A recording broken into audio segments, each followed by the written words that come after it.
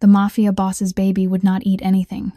The maid breastfed him and saved his life. The only heir of the most powerful crime lord in New York had gone 7 days without feeding, and no one knew that night the baby would die in her arms. Those were the words Cassandra Monroe never imagined she would have to speak while staring down the barrel of a gun held by the most dangerous man in America. But in the early hours of October 15th, while she was mopping the marble floors of the Moretti mansion in the exclusive Upper East Side of Manhattan, everything changed forever. Cassie was 28 years old and had only been working for 2 months as a maid in that 5-story Gothic fortress, a place with gardens that looked like they belonged in architectural magazines and fountains that cost more than everything she had earned in her entire life. She had been an orphan since age 7 when her parents died in a house fire, growing up in St. Mary's orphanage in Brooklyn where cruelty was the only lesson taught. 8 weeks ago she had given birth to a baby girl, a tiny angel who only breathed for 4 hours before God decided to take her away. The doctors at the public hospital said it was a congenital heart defect. Cassie still felt the weight of those empty arms. The silence where there should have been cries. The milk her body kept producing with no one to feed. She had named her daughter Hope because that was all she had left. Now even that was gone. If you want to know how this broken woman became the salvation of a mafia empire, like this video, share it with someone who loves dramatic stories, and subscribe to our channel so you do not miss what happens next. Because that night, Cassie discovered something that would shake the entire underworld to its core. The Moretti mansion was not simply a house. It was a fortress, a private kingdom, planted in the heart of Manhattan, like a declaration of absolute power. 5 floors of classic Gothic architecture rose over the Upper East Side, a place where every square foot of land cost more than an ordinary family would earn in a lifetime. Cassie had worked here for 2 months, yet she still had not explored every corner of the vast estate. There were rooms she was never allowed to enter, corridors that were always guarded, and heavy steel doors leading down into the basement that Martha, the elderly housekeeper, had warned her about on her very first day, telling her never to give in to curiosity. The security system of the Moretti mansion was stricter than a federal prison. Surveillance cameras watched every angle, from the front gate to the back garden, from the first-floor hallways to the 5th-floor balconies. 24 bodyguards worked in rotating shifts, guns hidden beneath tailored suits, their eyes constantly scanning like hawks. The main gate was forged iron weighing several tons, equipped with facial recognition and retinal scanning. Anyone who wanted to enter had to pass at least 3 layers of inspection, including delivery workers and maintenance staff. Cassie still remembered her first interview, when they searched her bag 3 times, scanned her body with a metal detector, and made her sign a 12-page confidentiality agreement that demanded absolute silence. At the time, she didn't understand why a family would need security at that level. Now she did. Gabriel Moretti was not an ordinary businessman, as the public records claimed. He was the head of the Moretti family, one of the 5 most powerful mafia families in the United States, the man who controlled the entire underworld of Manhattan and Brooklyn. In the criminal world, people called him by a name that made enemies tremble, the Silent Death. They said Gabriel Moretti never threatened, never warned, never spoke a word before acting. Anyone who betrayed him only realized their mistake when the bullet had already torn through their head. Cassie had seen Gabriel Moretti a few times since she started working there. He was 36 years old, over 1.80 meters tall, with the solid build of a man who trained relentlessly. His jet black hair was always slicked back with flawless precision, revealing a sharp, angular face, knife-edged cheekbones, and a hard, square jaw. But what haunted Cassie most were his eyes, steel gray, cold and bottomless, completely devoid of emotion. Every time those eyes passed over her by chance, Cassie felt as if the temperature in the room suddenly dropped several degrees. Yet Martha had told her that Gabriel Moretti had not always been this cold. 8 years earlier, he had been a man who knew how to love, how to laugh, how to cry. Rosa, his first wife, was a beautiful Mexican woman whom Gabriel had loved at first sight. They married despite fierce opposition from both families, despite the unspoken rules of the mafia world that demanded political marriages. Rosa became pregnant, and they were overwhelmed with joy when they learned they were going to have a baby girl. But that happiness was stolen in the cruelest way. During childbirth, Rosa suffered sudden heart failure and died on the operating table. Doctors later discovered she had been poisoned with a colorless, odorless drug mixed into her food over many months, a substance that slowly weakened her heart without anyone noticing. The culprits were a rival mafia family seeking revenge against Gabriel for a failed deal. They killed his wife in the most painful way imaginable, slowly, silently, and at the very moment that should have been the happiest of her life. Gabriel Moretti found them and took revenge in his own way. People said he slaughtered all 23 members of that family in a single night, with his bare hands, without speaking a word. From that moment on, the Silent Death became a name that terrified the entire underworld, and from that moment on, Gabriel Moretti's heart froze completely. He lived for only one reason. Mia, the daughter Rosa, had traded her life to bring into the world. But now, inside this magnificent mansion, there was another child slowly wasting away, and Cassie didn't know that her fate was about to become bound to that child in a way no one could ever imagine. The child was named Matteo Moretti, the sole heir to a vast criminal empire, born 8 weeks ago in one of the most luxurious private hospitals in New York, surrounded by a large medical team and the most expensive equipment money could buy. Yet all that wealth couldn't solve a problem so simple and so heartbreaking. The baby refused to feed. Cassie had heard Martha recount it in a worried voice, saying that Matteo rejected everything, from breast milk to formula, from special milk imported from Germany to blends custom made by leading nutrition experts. 7 days had passed. 7 long, agonizing days in which the baby absorbed only a few drops of water through an intravenous line, his tiny body growing weaker by the hour, his skin pale as paper, his cries growing fainter like a candle about to be extinguished by the wind. The best pediatricians had been summoned, digestive specialists flown in from Boston. Even a professor from Johns Hopkins had examined him. Yet no one found a cause, and no one had a solution. They said the baby was physically healthy, with no defects or illnesses, but he simply refused to eat, as if something in his instinct prevented him from accepting nourishment from any source.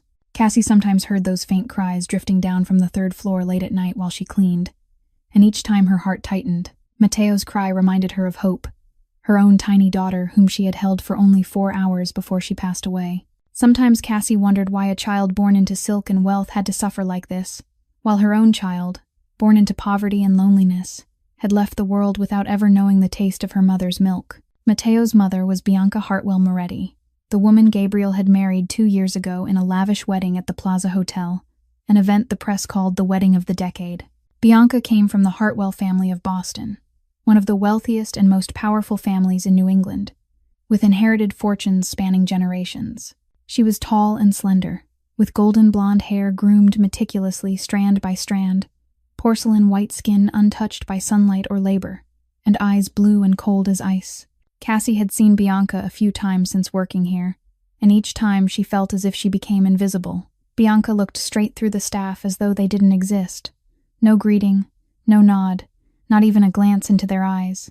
She lived in a completely different world, a world of elite parties, private jet travel, haute couture gowns, and handbags worth an entire year of Cassie's salary. Martha had whispered to Cassie that the marriage between Gabriel and Bianca wasn't about love. It was a political arrangement between 2 families. The Morettis needed an alliance with legitimate high society to launder money and expand their influence, while the Hartwells needed the Mafia's shadow power to protect their own dark secrets. Gabriel needed a male heir to secure his position in a male-dominated Mafia world, and Bianca agreed to carry a child in exchange for status and unlimited wealth. But now the baby she had given birth to was slowly dying, and Cassie noticed something strange. Bianca didn't seem to be in pain at all. She still went to the spa, still met friends, still shopped as if nothing had happened. Matteo's cries seemed to be nothing more than an inconvenience to her, an obstacle to the luxurious life she was used to. Unlike Bianca, there was one person in the house who truly loved Matteo with all her heart: Mia, Gabriel, and Rosa's 8-year-old daughter. Mia had large brown eyes like her mother and black curly hair like her father, a beautiful little girl with a constant sadness in her gaze. She had lost her mother at birth and grown up under the care of ever-changing nannies in a cold house devoid of affection. Bianca had never regarded Mia as her child, treating the girl like an obstruction, a reminder of the woman Gabriel had once loved. Mia often sneaked into Matteo's room whenever Bianca was away, sitting beside her baby brother's crib and singing lullabies an old nanny had taught her. Cassie had witnessed that scene once, and her heart had shattered. A lonely 8-year-old girl trying to comfort a dying newborn, while the child's own mother was somewhere out there enjoying her life. Tonight, as Cassie was mopping the floor on the 2nd level, she heard Matteo's cry drifting down from the 3rd floor, weak and desperate. Along with it came the sound of arguing from the master bedroom, Gabriel's deep voice heavy with worry, and Bianca's sharp voice blazing with anger. Cassie didn't know that what she was about to hear would change her life forever. The clock struck 2:00 in the morning when Cassie stopped mopping, her breath catching painfully in her throat. The argument from the master bedroom on the 3rd floor echoed more clearly down the spiral staircase, and she knew she shouldn't listen, shouldn't be here, shouldn't know the secrets of this powerful family. But her feet felt nailed to the icy marble floor, unable to move. Bianca's shrill voice rang out first, sharp as a blade slicing through the silent night. "I can't take this anymore, Gabriel. This baby is ruining my life. It's been 7 days. 7 days I haven't slept, haven't gone anywhere, haven't done anything. The Vanderbilt charity gala was last night. I had to cancel because of this non-stop crying baby. Catherine Hartwell called asking where I disappeared to, and I had to lie and say I was sick. Me, Bianca Hartwell, having to lie." Gabriel's voice followed, low and exhausted yet tightly controlled. "That's our son, Bianca, your son. He's dying and all you care about is a party." Cassie heard heavy footsteps pacing back and forth. Then Bianca's cold laugh sent a chill through her bones. "Our son? I did my part. I carried him for 9 months. I endured my body changing. I gave birth to him in pain. The rest is your job, and the nannies you hired. I wasn't born to be a mother, Gabriel. I was born to be a boss's wife, to host parties, and maintain an image. You wanted an heir. You have one. Now find a way to keep him alive." Cassie felt nauseated. She had once believed she was the most unfortunate woman alive when she lost hope, but at least she had loved her child with her whole heart during those brief 4 hours. Bianca, a woman who had everything, spoke of her own child as if he were a burden, a mistake, an obstacle to enjoying a luxurious life. Cassie heard Gabriel's voice break, a sound she never imagined could come from the mouth of a notorious and ruthless mafia boss. "The doctors say if he doesn't eat in the next few days, we'll lose him. Do you understand, Bianca? We'll lose our son." Bianca answered with a bored sigh. "Then find a way. You're Gabriel Moretti. You can buy this whole world. You can kill anyone you want. And you can't figure out how to feed a baby? I'm tired. I need sleep. Tonight I'll sleep in the 2nd floor living room. At least there I won't have to hear his crying." The door opened, and Cassie hurried into the shadows of the hallway, her heart pounding wildly. Bianca's figure swept past in an ivory silk nightgown, blonde hair loose over her shoulders, her face completely untouched by emotion. She walked by without looking, as if the maid were part of the wall, a piece of lifeless furniture. The scent of expensive perfume brushed Cassie's senses as Bianca disappeared into the living room, and then silence settled in. But no, not complete silence. From the 3rd floor, Mateo's crying still drifted down, weak and desperate, tearing at the heart. It wasn't the cry of a normal baby asking for food or comfort. It was the cry of a tiny life, growing exhausted, slowly giving up, slipping toward darkness. Cassie stood there with the mop in her hands, tears streaming down her cheeks without her noticing. That cry brought back hope, those brief 4 hours when she held her child in her arms, the moment she felt her daughter's fragile breathing fade against her chest. Her breasts began to ache, the milk her body still produced responding to the cry from above, as if an invisible thread were pulling her toward Mateo. She knew she should keep working, finish the hallway, go back to her room, and forget everything she had heard. She was only a maid, a nameless presence in a house of power, with no right to interfere. But the crying kept echoing in her mind, weaker, more desperate, like a final plea from a life about to leave this world. And then, driven by a force beyond reason, Cassie set the mop down and began walking toward the staircase leading up to the 3rd floor. Every step on the staircase felt heavy as lead, Cassie's heart pounding in her chest as if it might burst free. She knew what she was doing was insane, that she was crossing the limits allowed to a maid, that it could cost her her job or even her life inside the home of a mafia boss. But Mateo's faint crying kept pulling her forward, as if an invisible thread were tightly binding her heart to a baby she had never even touched. When she stopped in front of the master bedroom door, Cassie drew a deep breath and raised her hand to knock softly. 1, 2, 3 gentle knocks broke the stillness of the night. A few seconds passed in suffocating silence, then the door flew open. Cassie froze.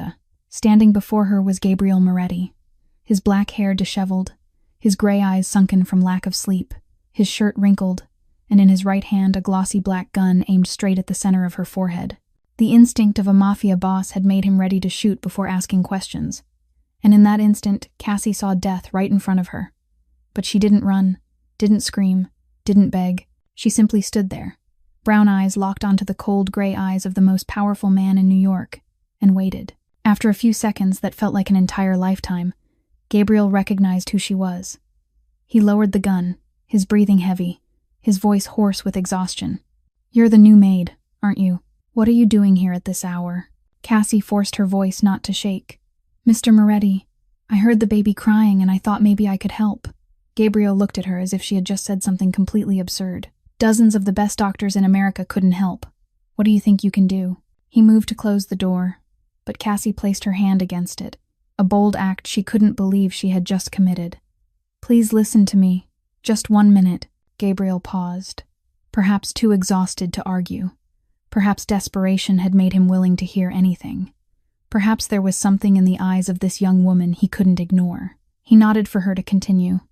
Cassie swallowed, her throat dry. 8 weeks ago, I gave birth to a baby girl. She lived only 4 hours, and then she died from a congenital heart defect. Her voice caught, but she forced herself to go on. I named her Hope because that was all I had. She's gone now, but my body keeps producing milk. Every day I have to bind my chest because the milk keeps coming with no one to feed." Gabriel stood in silence, the gun hanging at his side, his gray eyes no longer cold but lit, with something like the shared understanding of a father who had once lost someone he loved. Cassie continued, her voice trembling but resolute. "I don't know why Mateo won't take formula or anyone else's milk, but please let me try. If it doesn't work, you lose nothing. But if it does, maybe I can save your son." Gabriel stared at her, trying to read her, trying to find some hidden motive behind this strange offer. In his world, no one gave anything without demanding something in return. "Why do you want to help? What do you want?" Cassie shook her head, tears spilling down her cheeks. "I don't want anything. I just hear him crying and I can't bear it.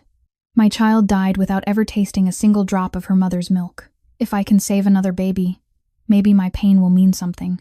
Gabriel stood there for a long moment, countless thoughts racing through his mind, the rules of high society and the underworld colliding within him.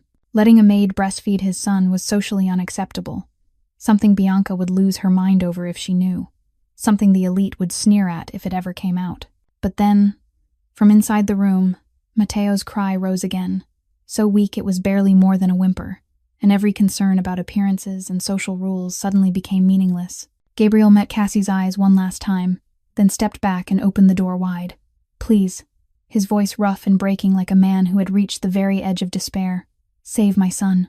Cassie stepped into the master bedroom of the Moretti mansion, and the first thing she saw was the luxurious white oak crib placed beside the bed, where a tiny life lay crying weakly. The vast room was filled with priceless paintings and lavish furnishings, yet all of it became meaningless before the sight of the frail, pale infant struggling with every breath. Cassie moved closer to the crib, and when she saw Mateo, her heart felt as if it were being crushed. The baby was so small, his skin pale and almost translucent, his lips dry and cracked, his tiny fingers curled inward as if trying to cling to the life slipping away from his body. She bent down and gently lifted Mateo up, and the very moment the baby touched her arms, a strange sensation spread through Cassie's entire body.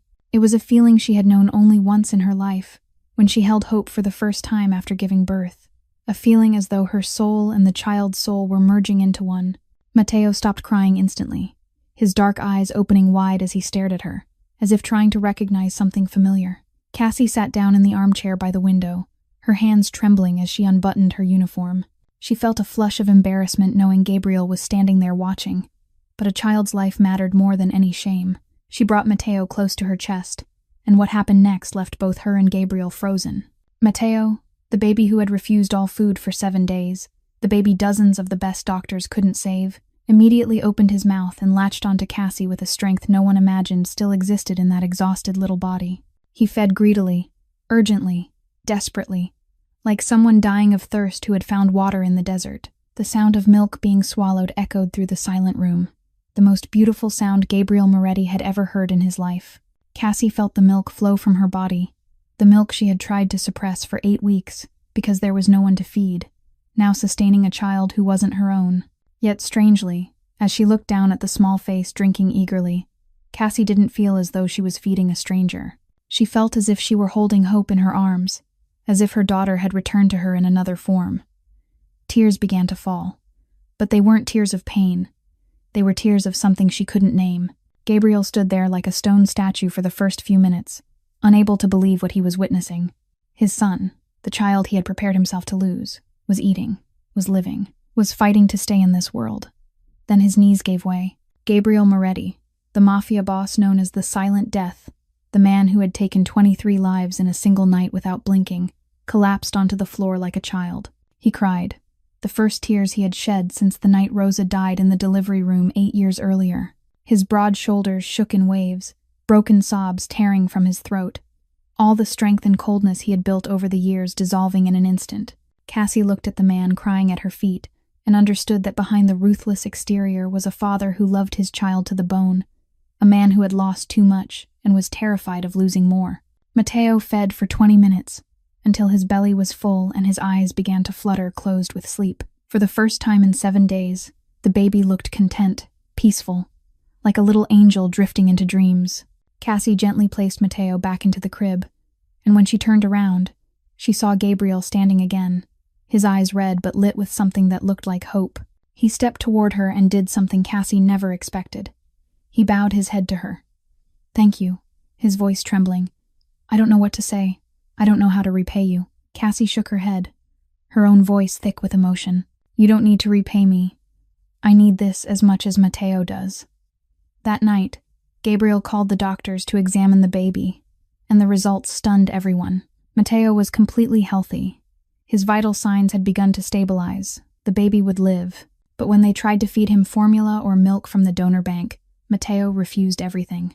Matteo would only drink Cassie's milk, as if his small body knew something no one else did, as if an invisible thread had bound these two strangers together long before they ever met. The next morning, Cassie's life changed completely in the span of a single night.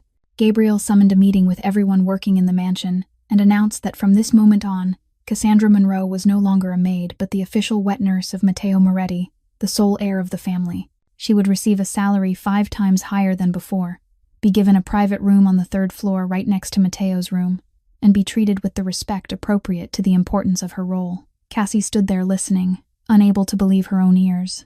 Just the night before, she had been a maid kneeling on the floor, scrubbing marble tiles. Now she was being elevated to a position she had never dared to dream of. Her new room was 10 times larger than the damp basement she had rented in the Bronx, with a soft bed dressed in white silk sheets, a mahogany wardrobe, a private bathroom with a marble bathtub, and a large window overlooking a rose-filled garden. But what moved Cassie the most was the connecting door between her room and Matteo's, allowing her to reach him whenever he needed her. Gabriel also assigned Rico Santini, a 30-year-old bodyguard with a powerful build and sharp eyes, to be Cassie's personal protection around the clock. Wherever she went, Rico followed. Whatever she needed, Rico handled it.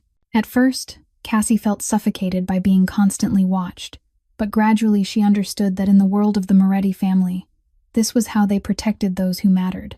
And now, whether she wanted to believe it or not, she had become someone who mattered. Martha, the elderly housekeeper who had worked for the Moretti family for 20 years, was the first to welcome Cassie into this new life with open arms. She was a 60-year-old woman with silver white hair pinned neatly up, warm brown eyes, and a gentle smile that was rare in this cold house. Martha had been by Gabriel's side since he was a boy, had watched him grow up, love Rosa, lose Rosa, and slowly turn into the ruthless man he was now. She was one of the few people who dared to speak honestly to Gabriel without fear of consequences, and the only one who truly cared about the staff. "My dear," Martha said to Cassie on that first morning as she brought breakfast to her room, "you've done what no one else could. You've brought hope back into this house. Be careful, though. Not everyone will be happy about that." Cassie understood exactly who Martha was referring to. Bianca Hartwell Moretti hadn't said a single word to her since Gabriel made his announcement, but the look in that woman's eyes said everything. It was a look filled with hatred, contempt, and something that resembled fear carefully hidden beneath the surface. Cassie accidentally overheard an argument between Bianca and Gabriel in his study on the second day. "You can't do this, Gabriel," Bianca screamed. "You can't let a maid breastfeed our son.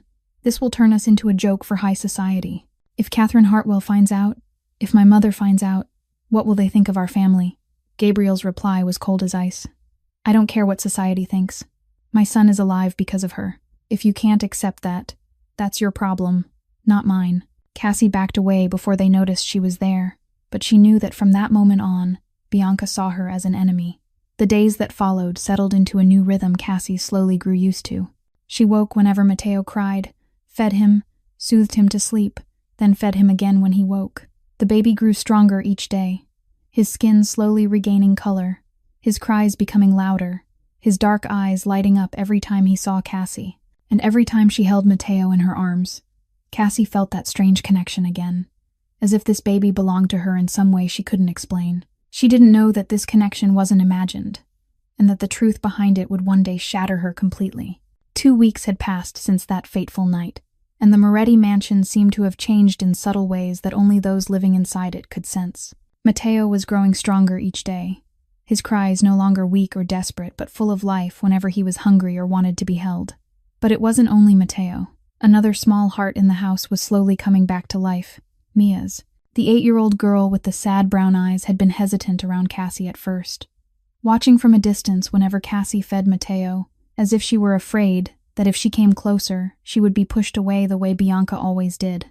But Cassie noticed that longing look, the look of a lonely child searching for affection, and she chose to open her heart first. "Mia, would you like to help me take care of Matteo?" Cassie asked one afternoon, when the girl was hiding behind the door to Matteo's room. Mia's eyes lit up like stars. She nodded eagerly and stepped inside with shy little steps. From that day on, Mia became Cassie's tiny assistant, helping fetch diapers, hand over bottles, and sing lullabies to soothe Matteo to sleep. Cassie told Mia fairy tales she had once read in the orphanage library, stories of princesses and princes, of magic and happy endings. Mia listened as if drinking in every word, her brown eyes shining, and little by little she began to open up, telling Cassie about her mother Rosa, whom she had never met, about nights she cried alone in her room, missing someone she knew only through photographs. Gabriel also began to change in ways even he didn't fully realize. Before, he had left the house early each morning and returned long after nightfall, spending most of his time on the affairs of his underworld empire. Now, he started coming home earlier, sometimes even before dinner, just to watch Matteo feed in Cassie's arms, just to hear Mia's laughter echo through the room. He didn't say much, only stood by the doorway observing, but Cassie could feel those gray eyes growing warmer with each passing day. Their conversations began with simple questions about Matteo's condition, then slowly stretched longer and deeper, often unfolding late at night when the entire house had fallen asleep. Gabriel had a habit of checking on his son around midnight, and he often found Cassie sitting beside the crib, her gaze lost in the darkness. One night, after Cassie had just finished feeding Matteo, Gabriel entered the room carrying 2 cups of hot tea. "Can't sleep?" he asked, his voice gentler than usual. Cassie took the cup, warmth spreading through her cold palms. "I often have nightmares about the night Hope died," she admitted, her voice trembling. "I see her in my dreams, and when I wake up, I remember she's gone, and I can't fall back asleep." Gabriel sat down in the chair across from her, his gray eyes meeting hers with deep understanding. "Me too," he said quietly. "It's been 8 years, and I still dream of Rosa, still hear her calling my name, still feel her warmth beside me. Then I wake up and realize the bed next to me is empty, and I remember she died in my arms." Cassie looked at the most powerful man in New York sitting before her with wounded eyes, and she realized they were more alike than she had ever imagined. They were both broken hearts trying to piece themselves back together, both carrying a loss nothing could ever heal, both clinging to something to survive the darkness. They talked until dawn, about Rosa, about hope, about dreams that had been lost and pains that couldn't be spoken aloud. Gabriel told Cassie about the day he first met Rosa in a small cafe in Little Italy, about her smile that shone like the sun, about the way she made him believe he could become a better man. Cassie told Gabriel about the 4 hours she held Hope, about how the baby had gripped her finger as if she didn't want to let go, about the moment she felt her daughter's final breath fade against her chest. When Gabriel left the room at sunrise, neither of them said a word, but something had shifted between them. 2 broken hearts had touched in the dark, and neither of them knew that it was the beginning of something far greater than they could imagine. Bianca Hartwell Moretti stood in the shadows of the 3rd-floor hallway, her ice-blue eyes following Gabriel's figure as he stepped out of Matteo's room at dawn. She had been awake for a long time, secretly watching her husband sit in the baby's room through the night, speaking to that despicable maid in a gentle voice she had never once heard directed at her. Bianca's fingers curled into tight fists, her nails digging into her palms until they almost drew blood. She wasn't stupid. She saw the way Gabriel looked at Cassie, saw how his gaze warmed whenever that woman held Matteo, saw the change in the cold man she had married 2 years earlier. Gabriel had never looked at her that way, had never talked with her deep into the night, had never shared anything with her about Rosa or about the real man he was beneath the power and silence. Bianca turned back to her bedroom, closed the door, and sat down at her vanity, staring at her perfect reflection in the mirror. She had done everything to claim this position, sacrificed everything to become Mrs. Moretti, and she wouldn't let some insignificant maid steal what belonged to her. But the problem wasn't only Gabriel. The problem was far greater, and if the truth ever surfaced, Bianca would lose everything. She closed her eyes, and dark memories flooded back like a violent tide. 18 months earlier, in the luxurious office of Dr. Raymond Shaw on the Upper West Side, Bianca had received news that struck like lightning. "Miss Hartwell, I'm very sorry to tell you that you can't carry a pregnancy," Dr. Shaw had said gravely. "Your uterus has severe abnormalities, and your ovaries are barely functioning. In this condition, the chances of natural conception are almost non-existent." Bianca had collapsed in that office, not because she longed to be a mother, but because she knew exactly what this meant. Gabriel Moretti needed a male heir to secure his position in the Mafia world. That was the sole condition of this marriage. If she couldn't give him a child, Gabriel would divorce her and marry someone else, and she would lose everything: money, status, power, everything she had sold her soul to obtain. But Dr. Shaw had offered a solution, a dark solution that only money and ruthlessness could make possible. "There is a way," the doctor whispered conspiratorially. "We can secretly find a surrogate. I will take your eggs, fertilize them with your husband's sperm without his knowledge, and implant the embryo into another woman's womb. When the baby is born, we will switch it with the surrogate's child. No one will ever know, not even Gabriel." Bianca paid Dr. Shaw $500,000 to carry out the plan. They chose Cassie because she was perfect for the role. Poor enough that no one would question her disappearance, without close family, without anyone to ask questions, and most importantly young and healthy with a body ideal for pregnancy.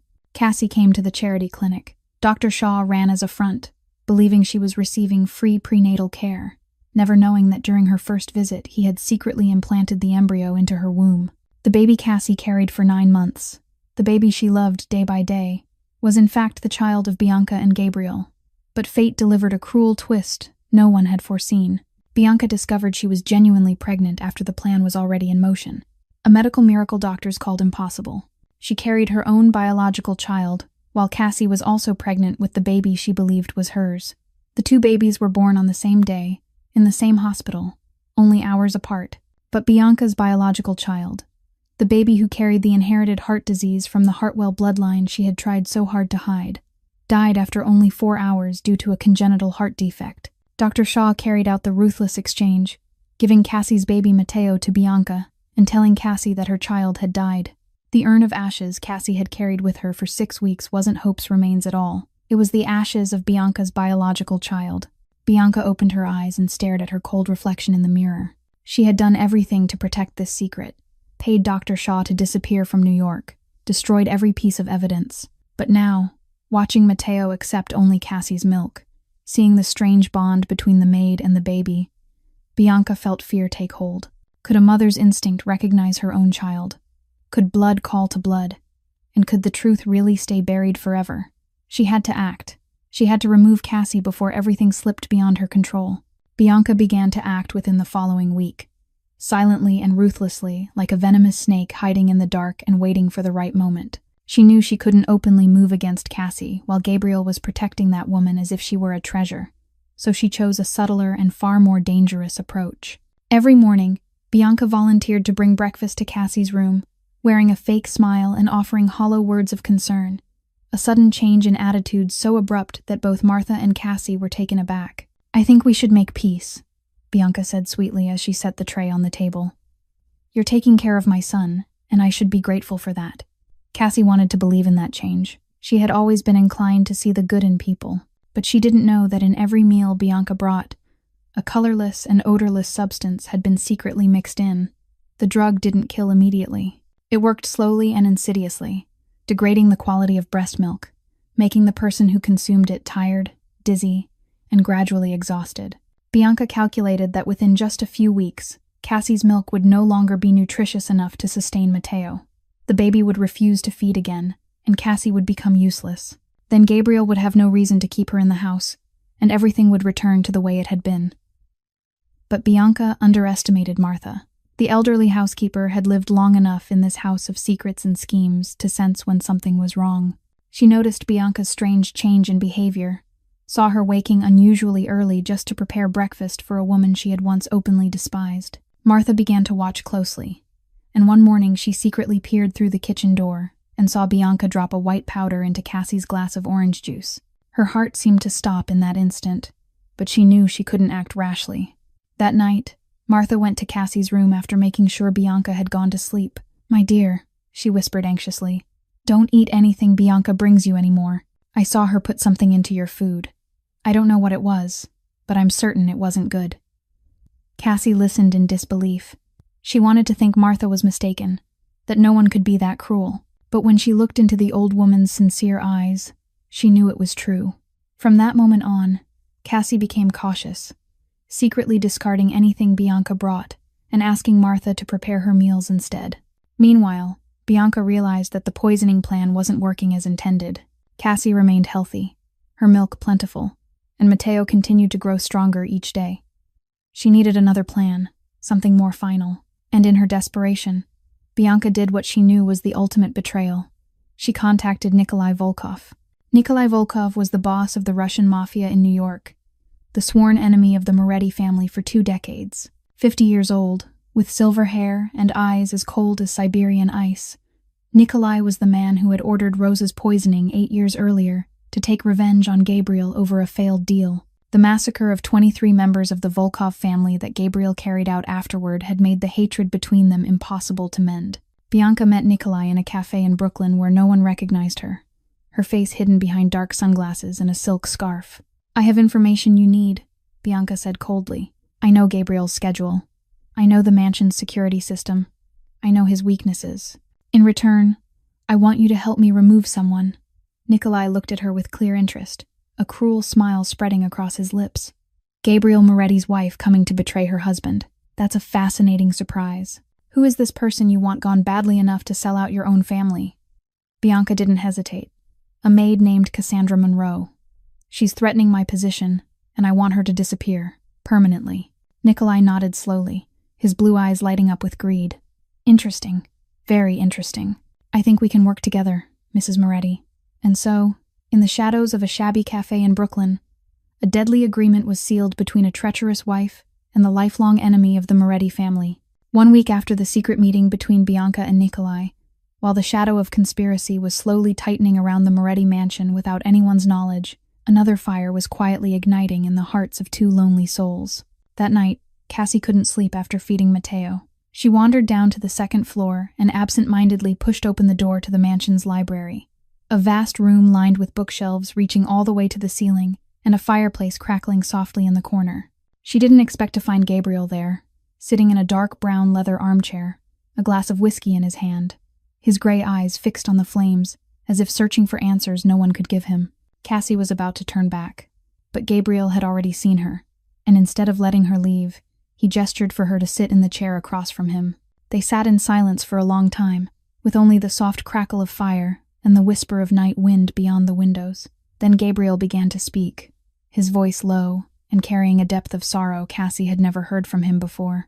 "Do you know why I married Bianca?" he asked without looking at her. Cassie shook her head even though she knew he couldn't see it. "Because I needed an heir," Gabriel continued. "In my world, a boss without a son is a weak boss. After Rosa died, I thought I'd never love anyone again, so I chose a political marriage instead of one built on love. Bianca needed money and power. I needed an heir. It was a fair arrangement." Cassie listened and felt a sharp ache in her chest, not from pity for Gabriel, but because she realized she had begun to feel something she shouldn't for this man. Over the past weeks, through late-night conversations, through the glances they shared when she held Matteo, through the way Gabriel treated her like a person rather than a servant, Cassie had slowly been drawn into an emotion she knew was wrong. He was a married man, a mafia boss, a world entirely different from hers, and she was only a poor orphaned woman with nothing but a broken heart. "I shouldn't be here." Cassie stood up, her voice trembling. "I should go to sleep." But as she turned to leave, Gabriel's hand closed around her wrist, gentle yet firm. "Don't go," he said hoarsely. Cassie stood there with her back to him, her heart racing wildly. She knew she should pull away and run. Forget everything that was happening. Remember that she was only the wet nurse, and he was the master of this house. But her body didn't obey her reason, and when Gabriel stood up, placed his hands on her shoulders, and gently turned her around, she didn't resist. His gray eyes met her brown ones with an intensity that made Cassie forget how to breathe. "I know this is wrong," he whispered, his voice filled with torment. "I know I've no right, but I can't stop thinking about you, Cassie. Every night when I close my eyes, I see your face. Every time I'm away from home, all I want is to come back and watch you hold Mateo. You've done something to me, something I never thought anyone could do after Rosa died." Cassie wanted to say something, wanted to stop what was about to happen, but before she could speak, Gabriel's lips met hers. The kiss was light like a butterfly's touch, hesitant like a question. But when Cassie didn't pull away, it deepened, growing intense, like a fire that had smoldered too long finally bursting into flame. Cassie felt the warmth of Gabriel's body, the scent of sandalwood and whiskey, the strength in his arms as he held her as if afraid she might disappear. In that moment, she forgot everything. Forgot who she was. Forgot who he was. Forgot that a wife slept upstairs. There were only two broken hearts finding each other amid the wreckage of their lives. When they finally parted, both were breathing hard, foreheads resting together in the flickering firelight. "You have a wife," Cassie whispered, her voice heavy with pain. Gabriel closed his eyes, his warm breath brushing her face. "I have a marriage of cold obligation, Cassie. A house where duty replaced desire long ago. I never loved Bianca, and she never loved me. But you, Cassie Monroe, you're the first person who's made me want to love again after 8 years." That night, they didn't go beyond a kiss, but both of them knew a boundary had been crossed, and there was no way back. 3 days after the kiss in the library, hell descended upon the Moretti mansion at 3 o'clock in the morning. Cassie was sleeping deeply in her room when a deafening explosion tore through the silent night, shaking the 5-story mansion like an earthquake. She jolted awake in panic, her heart pounding as if it might burst from her chest, and the first thing she thought of was Mateo. She rushed through the connecting door between their rooms, grabbed the screaming baby from the crib, and held him tightly to her chest just as Rico kicked the door open, gun in hand, his face taut with urgency. "The Russian Mafia is attacking," Rico shouted over the thunder of gunfire erupting from the lower floors. "You have to get to the safe room now." Cassie didn't have time to think or ask questions. She clutched Mateo and ran after Rico through hallways filled with smoke and chaos. Around her were screams, shattering glass, bullets ripping through the air, and dark figures pouring in from every direction.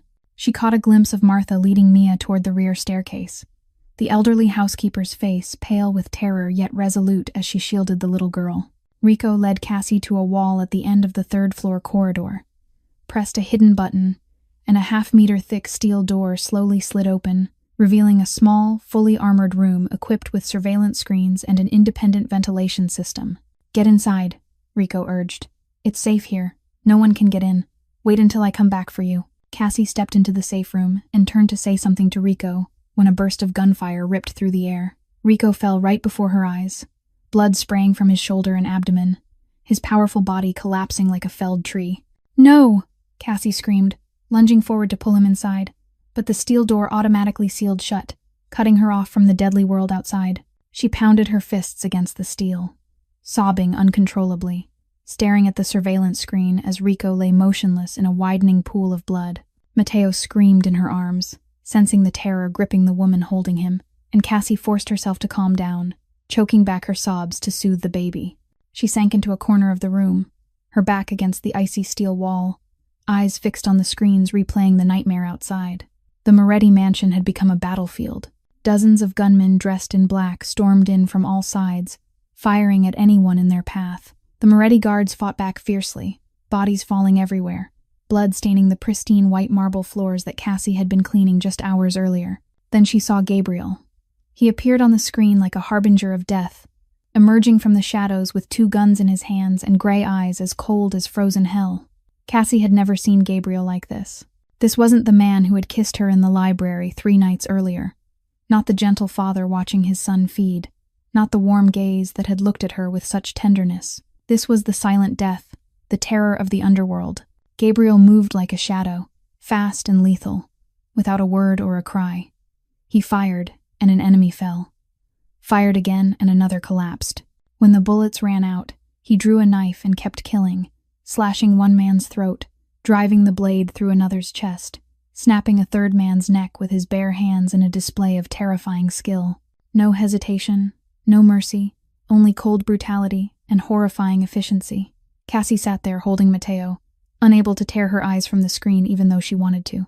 She saw Gabriel grab a Russian gunman by the hair, wrench his head back, and slice his throat with a single decisive stroke. Blood sprayed like a fountain, splattering across Gabriel's stone-cold face without even making him blink. She saw him kick a fallen man, plant his foot on the man's chest, and twist until bones cracked audibly. She saw him kill and kill again, a relentless engine of destruction, until no one was left standing but him amid a pile of bodies. The battle ended after 40 minutes that felt like an eternity. 17 of Volkov's gunmen lay dead inside the mansion, their blood painting the floors and white walls red. On the Moretti side, 5 guards had been killed, and 7 others gravely wounded, including Rico.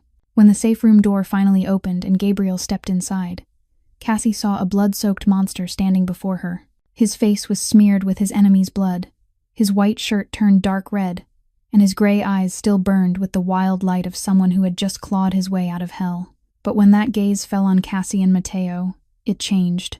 The savagery vanished, replaced by worry, by relief, by a love only a father and a man in love could feel. "Are you hurt?" Gabriel asked hoarsely.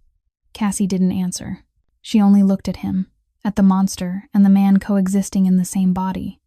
And she understood that this was the truth of Gabriel Moretti, that she would have to accept if she wanted to stay by his side. 2 days after the attack, while the Moretti mansion was still littered with the scars of the blood-soaked battle, Tommy Greco brought Gabriel a truth far more painful than the 17 dead Russian gunmen. Tommy had been Gabriel's right-hand man for 20 years, a 45-year-old man with salt and pepper hair and sharp eyes that never missed a thing. He had gone 48 hours without sleep to investigate how Volkov knew the guards' patrol schedules, knew the location of the safe room, knew the exact moment Gabriel was away to strike. And the results of that investigation left both Tommy and Gabriel stunned. "There's a mole inside the house," Tommy said in a low voice as he stood inside Gabriel's locked study. "And it's not a stranger." He placed a burner phone on the desk, the kind criminals used for secret communications, found hidden in the drawer of Bianca's vanity.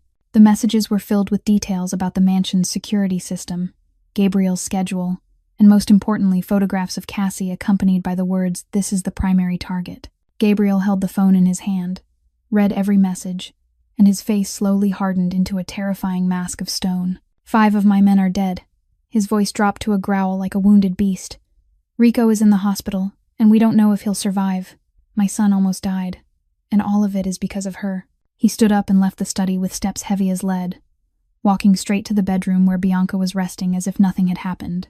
Gabriel pushed the door open without knocking or warning, and Bianca jolted upright in bed when she saw the look in her husband's eyes. "What is this, Gabriel?"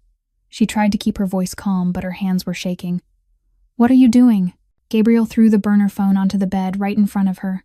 "Explain it." His voice was ice cold. Bianca looked at the phone, her face going pale for a split second before she forced herself to recover. "I don't know what that is," she said, trembling. "Someone set me up." "Don't lie to me," Gabriel roared, grabbing Bianca's wrist and yanking her to her feet. "How stupid do you think I am? You sold this family out to Volkov. You got 5 of my men killed. You almost killed your own son. Why? For what?" Bianca tore her hand from his grip, her blue eyes igniting with the madness of a cornered animal. "For what?" she screamed, her shrill voice echoing through the room. "Because you destroyed everything I had. You married me and never loved me. You looked at me like a decoration. You compared me to Rosa every day, even if you never said it out loud. Then that disgusting maid showed up, and you looked at her like she was your entire universe. You talked to her late into the night. You kissed her in the library. Don't think I didn't know Gabriel. I knew everything." Gabriel stood there frozen, not because Bianca knew about the kiss, but because of the sheer madness in her voice. "You betrayed this family out of jealousy over a maid?" he asked with pure contempt. "Not just jealousy," Bianca laughed, a hysterical sound that sent a chill down Gabriel's spine. "But because she threatens everything I built. You don't understand, Gabriel. You truly don't understand. The way that baby only takes her milk. The way she looks at him like he's her child. That strange instinct." Don't you find it suspicious?" Bianca stepped closer, her blue eyes blazing with insanity. "Do you want to know the truth, Gabriel? Are you sure you want to know?" "Say it," Gabriel roared. And then Bianca screamed, her voice exploding through the room like a bomb, destroying everything in its path. "That baby isn't even mine," she shrieked, tears and mucus streaming down her once perfect face. "Mateo isn't the child I gave birth to. My child is dead right after birth, because of that cursed Hartwell heart gene. I tried to hide my whole life. The baby you're holding, the baby that Maid is feeding, he's her child, not mine." Gabriel stood there as if struck by lightning, the world around him seeming to stop spinning, and in that instant he realized that everything he thought he knew about his life had been a lie. Gabriel confined Bianca in the basement of the mansion, immediately after she uttered those deranged words, not to punish her, but to prevent her from escaping before he uncovered the entire truth. Bianca screamed, begged, threatened, but Gabriel didn't listen. He only ordered Tommy to find Dr. Raymond Shaw at all costs, the physician Bianca had mentioned in her madness. 24 hours later, Tommy dragged a 50-year-old man with graying hair and an ashen face twisted in terror into the torture chamber buried deep beneath the Moretti mansion. Dr. Shaw had tried to flee to Canada after hearing about the attack, knowing it was only a matter of time before the truth surfaced. But the reach of the Moretti family was longer than he had imagined. Gabriel stood in the damp, shadowed room, staring at the doctor bound tightly to a metal chair, and he didn't say a word. The silent death didn't need to speak. His eyes alone were enough for Dr. Shaw to understand that he would die if he didn't tell everything, and that death wouldn't be quick or merciful. Gabriel signaled to Tommy, and his loyal right hand began the work he had done hundreds of times before. Tommy didn't ask questions, he simply acted, starting with the doctor's fingers. The sound of bones cracking echoed through the cellar, followed by Dr. Shaw's screams tearing through the darkness. After the third finger, the doctor began to talk, and what he confessed was even more horrific than Gabriel had imagined. "Bianca came to see me 18 months ago," Dr. Shaw said through clenched teeth, his voice shaking with pain. "She was infertile and couldn't carry a pregnancy. She was afraid you'd divorce her if you found out, so she hired me to find a secret surrogate. The original plan was to take Bianca's eggs, fertilize them with your sperm without your knowledge, and implant the embryo into the surrogate's womb." Gabriel's hands clenched so tightly his knuckles turned white. "My sperm," he growled. "How did she get it?" Dr. Shaw swallowed, his face drained of color. "Bianca drugged your drinks on those rare nights, ensuring you were barely conscious while she took what she needed to fulfill her plan. She paid $500,000 for the entire plan, including finding the surrogate and keeping everything secret." "Who was the surrogate?" Gabriel asked, even though he already knew the answer. "Cassandra Monroe," the doctor replied, his voice trembling. "She came to my charity clinic for free prenatal care. Her situation was perfect for the plan. Poor, no family, no one paying attention. I implanted the embryo into her uterus during her first visit without her knowledge. She believed she was naturally pregnant, a miracle she couldn't explain but cherished as her last hope in a life of total isolation. It felt as though someone had struck Gabriel in the chest with a 1,000-pound hammer. Cassie, the woman he was in love with, had been used as an unwitting vessel. She had carried his child for 9 months, loved that baby every day, only to have it stolen from her at birth. "Continue," Gabriel ordered, his voice cold as ice. Dr. Shaw sobbed, tears and blood mixing on his lined face. "But there was something no one expected," he went on. "Bianca's eggs couldn't be fertilized. Their quality was too poor. I had to use Cassie's own eggs instead without telling Bianca, because she had already paid and threatened to destroy my career if the plan failed. That means Mateo isn't Bianca's biological child. He's the biological son of Cassie and you." Gabriel stood there like a stone statue, unable to believe what he had just heard. Mateo was the biological child of Cassie and himself, not Bianca's as everyone believed. The baby Cassie had saved, the baby she had felt that strange connection to from the very first moment, was truly her own child. "And the baby Cassie thought had died?" Gabriel asked, his voice breaking. "Bianca discovered she was naturally pregnant after the plan was already underway," Dr. Shaw said. "A medical miracle no one expected. She carried her own biological child while Cassie was carrying Mateo. The two babies were born on the same day, but Bianca's child carried the inherited Hartwell heart disease and died after only 4 hours. I carried out the switch on Bianca's orders, gave Mateo to her, and told Cassie that her baby had died from a congenital heart defect. The urn Cassie has been carrying contains the ashes of Bianca's biological child, not hers." Gabriel didn't say a word, He turned and walked out of the cellar, leaving Dr. Shaw for Tommy to handle. He needed air, needed time to process what he had just learned, but more than anything, he needed to talk to Cassie. That woman had been robbed of her child, deceived for months, and now she was upstairs, still unaware that the baby she fed every day was the child she believed she had lost forever. Gabriel found Cassie in Mateo's room, sitting beside the crib, watching the baby sleep with a peaceful expression he knew would soon be shattered. He stood in the doorway for a long time, not knowing how to begin, not knowing how to tell the woman he loved that her entire life had been a colossal lie orchestrated by his own wife. Cassie sensed his presence and turned around. The smile on her lips vanished the moment she saw his face. "What's wrong?" she asked anxiously. "Did Bianca say something?" Gabriel stepped inside, closed the door behind him, and then did something he had never done in front of anyone except Rosa. He knelt before Cassie and took her small hands in his rough, scarred ones. Cassie stared at him in fear. She had never seen Gabriel like this. Those gray eyes were no longer cold, but filled with pain and guilt. "I need to tell you something," Gabriel began, his voice trembling in a way Cassie hadn't thought possible. "And you need to sit down. You need to stay calm." Cassie sank into the armchair beside the crib, her heart pounding wildly. Gabriel began to tell her everything, from beginning to end, without leaving out a single detail. He told her about Bianca's infertility, about the secret surrogacy plan, about how they had used Cassie's body without her consent, about how Bianca's eggs couldn't be fertilized and Dr. Shaw had used Cassie's eggs instead, about the newborn switch at the hospital, about Bianca's real baby who had died and whose ashes were given to Cassie so she would believe her own child was gone. And finally, he spoke the truth Cassie had never dared to imagine. "Mateo is your biological son," Gabriel said, his voice breaking. "Your son and mine. You didn't lose your baby, Cassie. Your child is alive. He's here, and you've been holding him in your arms for weeks without knowing it." Cassie sat there as if frozen, without tears, without breath, as if her soul had left her body in that instant. She looked at Gabriel, then at Mateo sleeping in the crib, then back at Gabriel, trying to process what she had just heard. "No," she whispered, her voice barely a breath. "That can't be. My baby died. I carried my child's ashes with me for weeks. I cried for her every night." Gabriel stood up, pulled a sheet of paper from his jacket, and placed it in Cassie's hands. "This is the DNA test result," he said. "I ordered it the moment I learned the truth, using your hair and Mateo's. The results confirm that Mateo is your biological child, Cassie. DNA doesn't lie." Cassie stared at the paper in her hands. The numbers and medical terms blurred before her eyes, but one bold line stood out, the one she read over and over again. "Probability of maternity, 99.99%. The paper slipped from her fingers, and then Cassie's world collapsed. She cried, not silent tears, but the raw, tearing screams of a mother who had lost her child and found him again, of a woman who had endured unbearable grief only to discover it was all a cruel lie.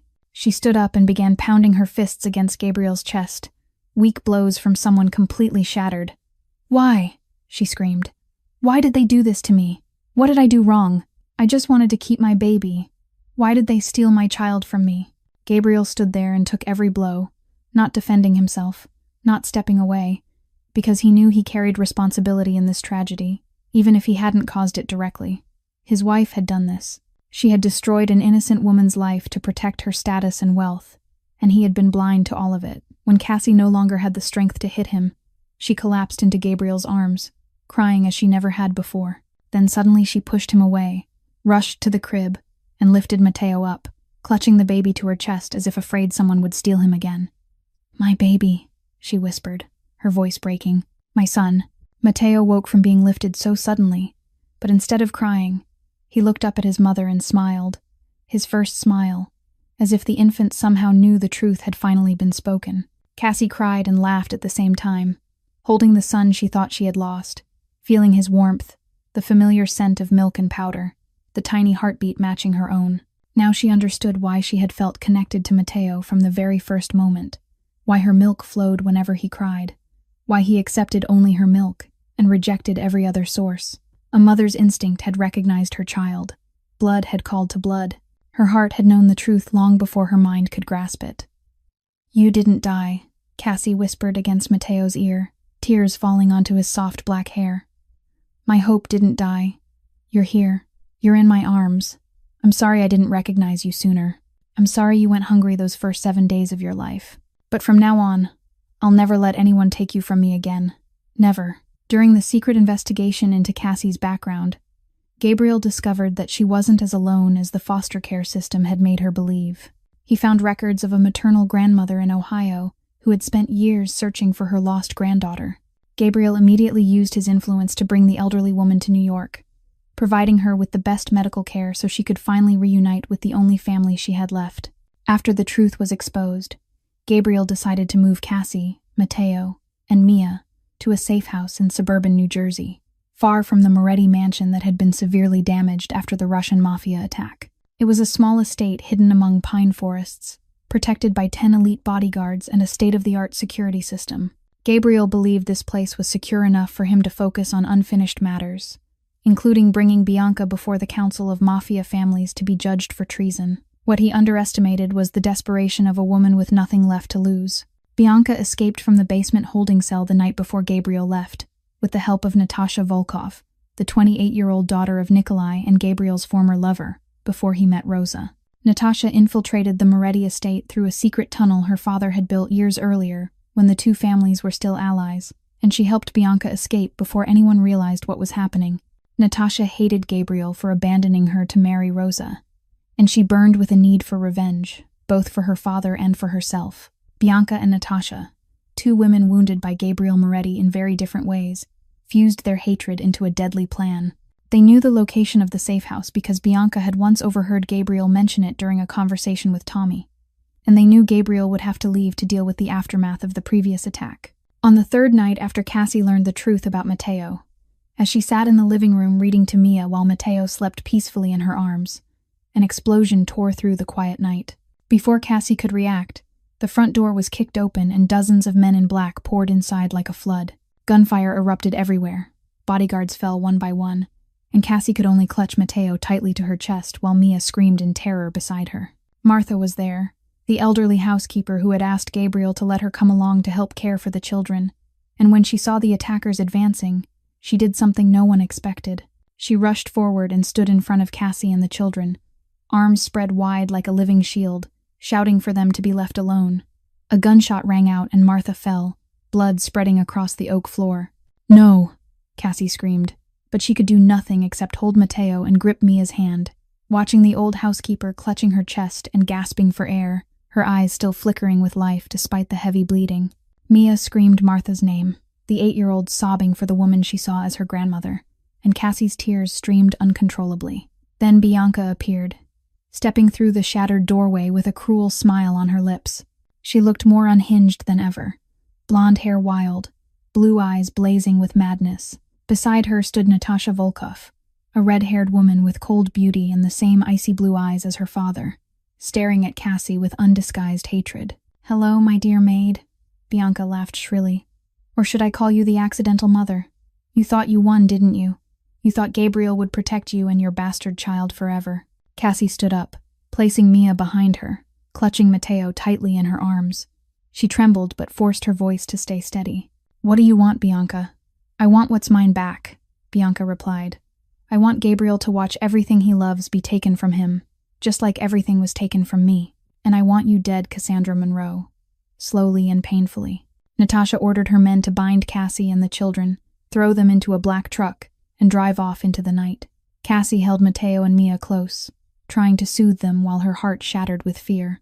She had just found her son, just begun to believe in a new life, and now everything was threatened by the madness of a woman stripped of everything. "Where are you, Gabriel?" Cassie prayed silently in the darkness of the speeding truck. "Please come save us."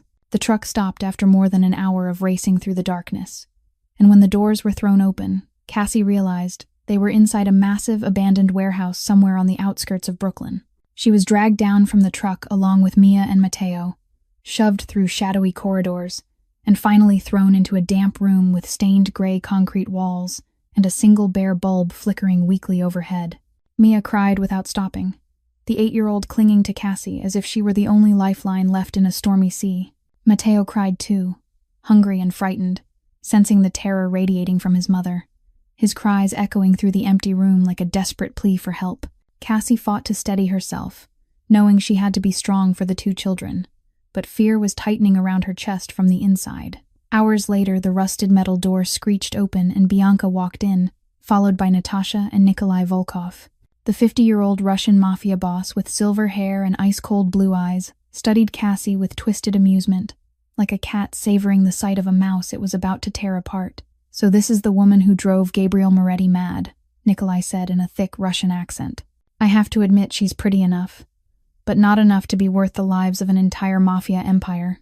Bianca stepped closer to Cassie, her blue eyes gleaming with cruel satisfaction. "You know," she said, "I've been waiting for this moment for a very long time. From the day you walked into the Moretti mansion looking like a pathetic beggar, I knew you'd be trouble. And I was right, wasn't I? You stole my husband. You stole my position.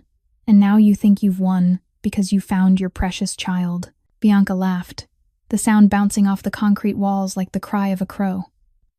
"But you were wrong, Cassandra Monroe. I'm going to make you pay for everything you took from me, and I'll start by killing this baby right in front of you." She yanked Matteo from Cassie's arms with brutal force, the baby screaming hysterically as he was torn away from his mother.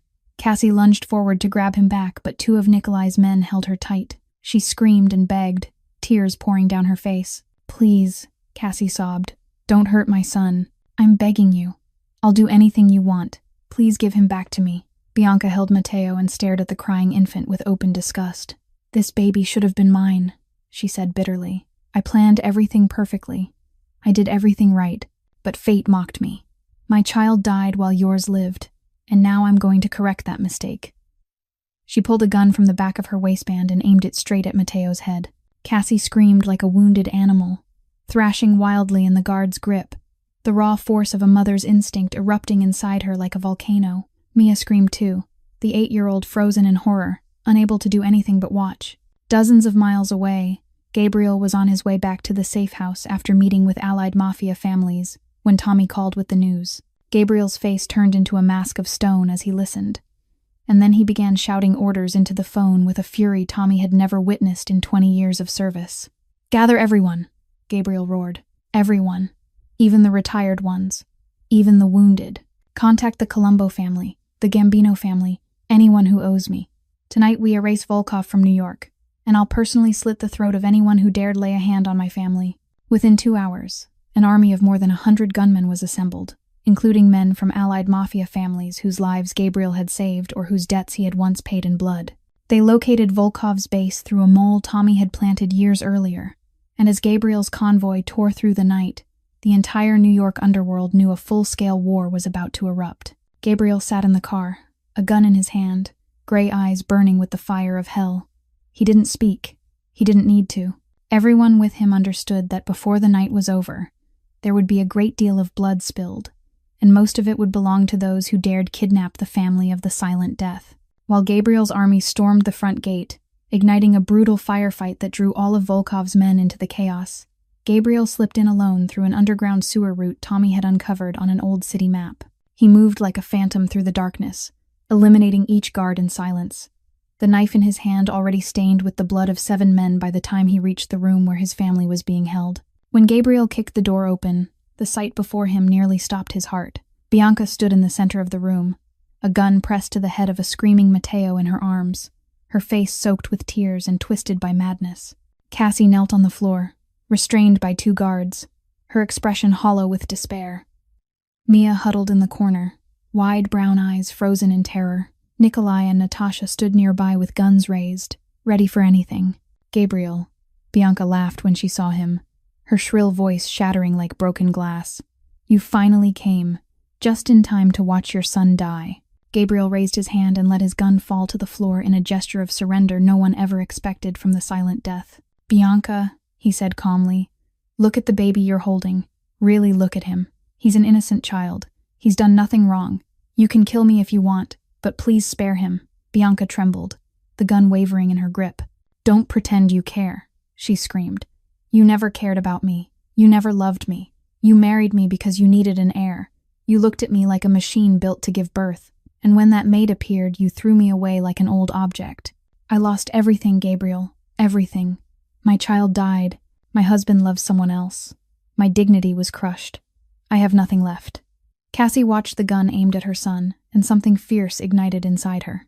She tore free as the guards faltered, rushed toward Bianca with a speed she didn't know she possessed, and threw herself between the gun and Matteo, spreading her arms like Martha had done before she was shot. "Shoot me," Cassie shouted, her voice echoing through the room. "Shoot me if you want, but you'll have to go through my body to reach my son. You think you know loss, Bianca. You think you're suffering. I was orphaned at 7, raised in abusive foster homes, beaten by a boyfriend, robbed of my child without ever knowing. I know what hell is, and I won't let you drag my son into it." Bianca stared at the woman willing to die for her child and suddenly saw what she never had.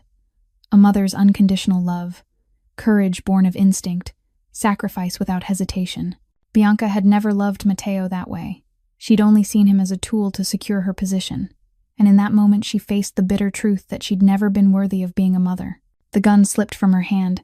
She collapsed to the floor and sobbed, the broken cries of a woman who'd lost everything and finally confronted herself. In that instant, Gabriel moved. He lunged at Nikolai with lightning speed, drew a blade from his sleeve and drove it straight into the Russian boss's throat before anyone could react. Nikolai fell, blood spraying, icy blue eyes dimming. Natasha screamed and charged, but Tommy and Gabriel's men burst in at that moment, subduing her and capturing every remaining Volkov soldier. The battle ended in less than 10 minutes from the moment Gabriel entered the room, but those minutes changed everything. Gabriel wrapped Cassie and Matteo in his arms. Mia ran to embrace her father and the woman she'd come to see as a mother. 4 shattered souls finally reunited amid blood and chaos. Bianca was handed over to the FBI, along with evidence of treason, attempted murder, and child trafficking. The trial took place 3 months later, and Bianca Hartwell Moretti was sentenced to life without parole, ending the life of a woman who sold her soul for everything money could buy, only to realize too late that the one thing she truly needed was something money could never purchase. 6 months after the blood-soaked night in Volkov's lair, the Moretti mansion had been fully restored, and now carried a new presence, brighter and warmer, as if the house itself were healing alongside the people who lived within its walls. Gabriel made a decision that sent shockwaves through the New York underworld when he announced his withdrawal from the position of head of the Moretti family and transferred all authority to Tommy Greco, the loyal right hand who had stood beside him for 20 years.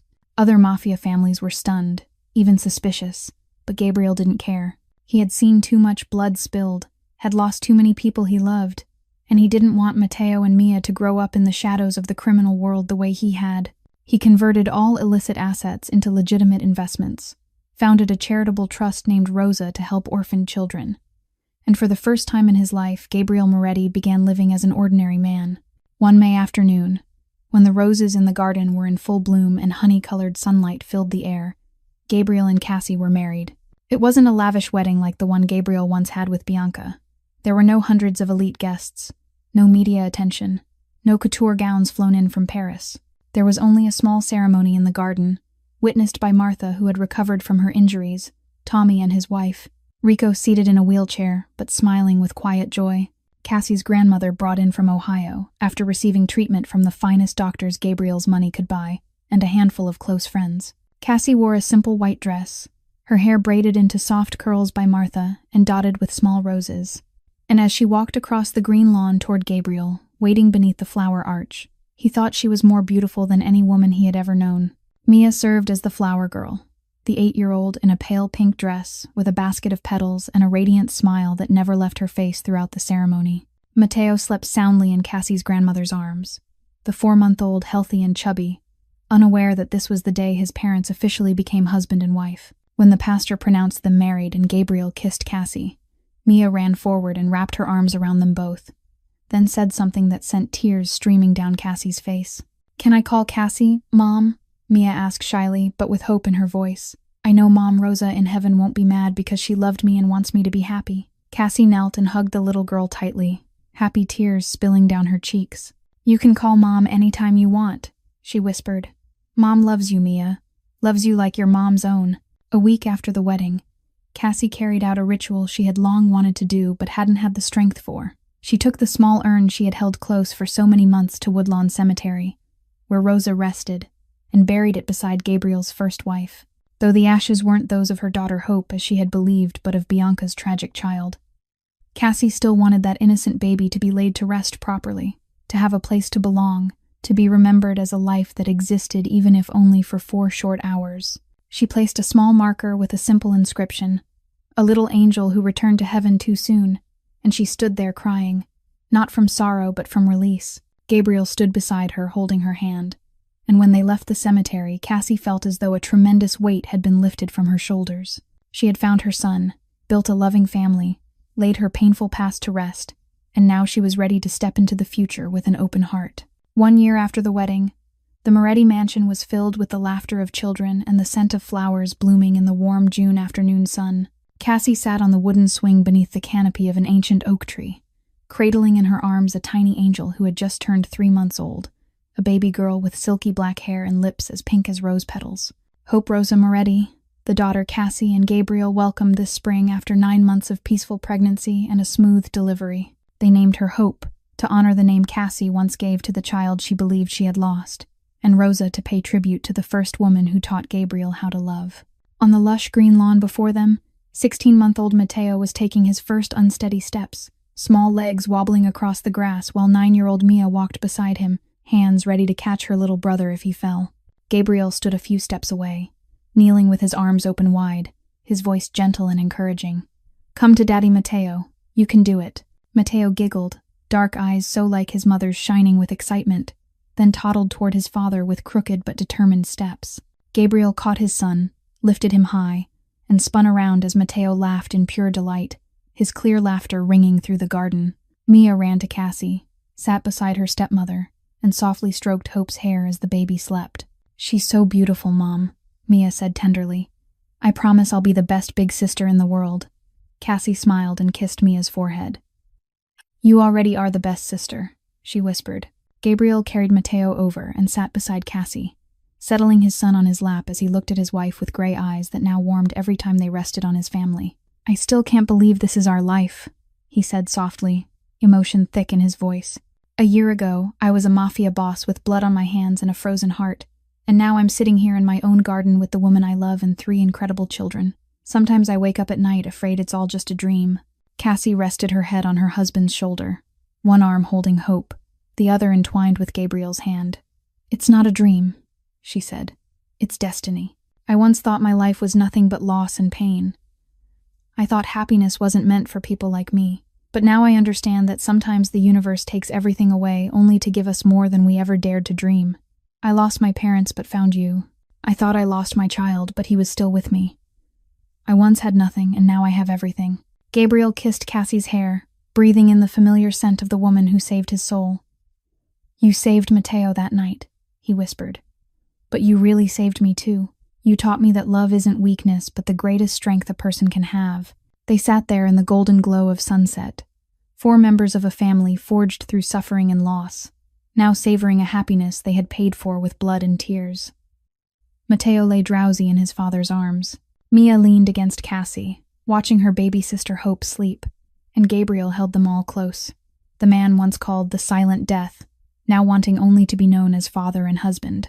The Mafia boss's baby wouldn't eat, and a maid fed him her own milk and saved his life. But the story was never that simple, because a mother's instinct recognized her child from the very beginning. Blood called to blood, and love found its way back to broken hearts. This is a story of loss and rediscovery, of darkness and light, of people who thought they had nothing left to live for, and found each other among the ashes of life. They built a family not from perfection but from acceptance and forgiveness, not just from blood but from love. This story reminds us that sometimes the worst moments become the beginning of the most beautiful ones, that a mother's bond is sacred and unbreakable, that everyone deserves love, no matter how dark their past may be, and that family isn't where we're born but where we truly belong. Dear friends, thank you for staying with this story until the very end. How did this story make you feel? Did it touch your heart? Did it make you reflect on your own life? Please share your thoughts in the comments below. We would truly love to hear the stories that live deep in your hearts. If you enjoyed this video, please like it, share it with your friends and loved ones, and don't forget to subscribe to our channel so you won't miss more moving stories updated every day. We wish all of you watching good health, a joyful life, and a heart always full of love. Goodbye for now, and see you again in the next video.